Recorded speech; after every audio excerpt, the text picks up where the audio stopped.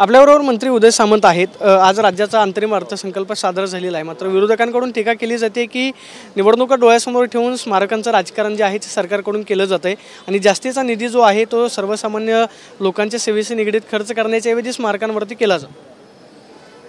छत्रपती शिवाजी महाराजांच्या जन्मस्थानी जर स्मारक होत असेल तर त्याच्यामध्येही लोक आता राजकारण आणतायत। मग यांना छत्रपती शिवाजी महाराजांचं नाव घेण्याचा अधिकार आहे का? गड किल्ल्यांचं संवर्धन करण्यासाठी निधी मंजूर होतोय, म्हणजे छत्रपती शिवाजी महाराजांच्या आठवणी जागवण्याचं काम सरकार जर करत असेल तर छत्रपती शिवाजी महाराजांबद्दल ह्यांना आपुलकी आहे का हे यांनी पहिलं जाहीर करावं। कोकणामधली बंदराचा विकास होतोय हा यांना नको आहे का? अनेक ठिकाणी जी मेडिकल कॉलेज होत आहेत ते यांना नको आहेत का? 10,000 किलोमीटरचे रस्ते होत आहेत ते यांना नको आहेत का? ग्रामविकासचे रस्ते होत आहेत ते यांना नको आहेत का? मला असं वाटतं की ओव्हरऑल प्रत्येक विभागाला निधी दिला गेलेला आहे आणि तो सर्वसामान्यांसाठी दिला गेलेला आहे। मनोज जरांगेंची जी SIT चौकशी लावलेली आहे त्यावरती विरोधक असं टीका करतायत की मुख्यमंत्री आणि त्यांच्या वैद्यांचं जरांगेंसोबत नेमकं काय बोलणं झालं त्याची सुद्धा चौकशी करा, ते एकदा सगळ्या जनतेला कळू।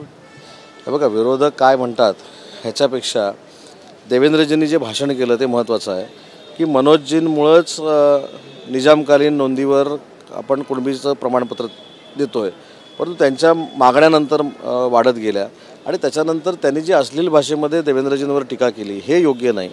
आता हे जर विरोधी पक्षनेत्यांच्या बाबतीत झालं किंवा विरोधी आमदाराच्या बाबतीत झालं, देवेंद्रजींनी काय सांगितलं? मी त्या आमदाराबरोबर ठामपणानं उभा राहीन।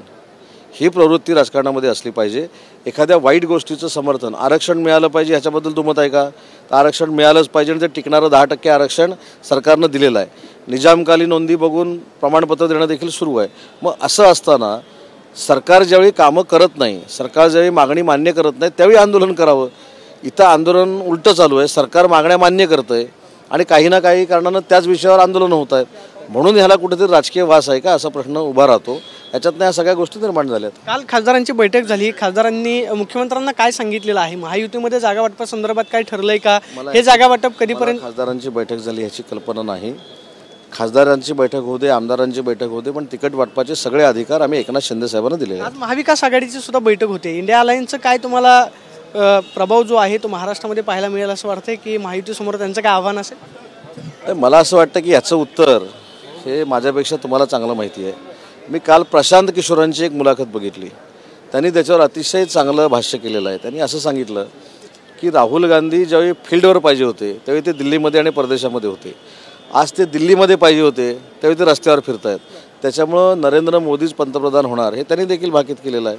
त्याच्यामुळे मला असं वाटतं की ह्याच्यावर तुम्ही उत्तर दिलेलं चांगलं राहील, तुम्हाला देखील माहिती आहे। पण माझं पुन्हा एकदा त्यांना आव्हान आहे की या संपूर्ण त्यांच्या बैठकीमध्ये नरेंद्र मोदी साहेबांच्या विरोधातला पंतप्रधान पदाचा उमेदवार त्यांनी जाहीर करावा। शेवटचा प्रश्न, उद्धव ठाकरे विधानभवनामध्ये आलेले होते, प्रसाद लाड यांची त्यांची लिफ्ट शेजारी भेट झाली। प्रसाद लाड त्यांना असं म्हणाले की साहेब मी तुमच्यासाठी लिफ्ट खाली करतो, तर उद्धव ठाकरे त्यांना असं म्हणाले की तुम्ही आमचा पक्षच खाली केला। आता ह्याच्यावर काय मी काय बोलायचं? जर वेळेवर प्रत्येकजण प्रत्येकाला भेटलं असतं तर लिफ्ट रिकामी झाली नसती। आपण पाहतोय की वेळेवरती प्रत्येकजण प्रत्येकाला जर भेटत गेला असता तर पक्षाची लिफ्ट रिकामी झाली नसती, अशी प्रतिक्रिया मंत्री उदय सामंत यांनी दिल्याचं पाहायला मिळते। कॅमेरा पर्सन गणेश राठेसोबत मी प्रदीप कापसे, TV9 मराठी, मुंबई।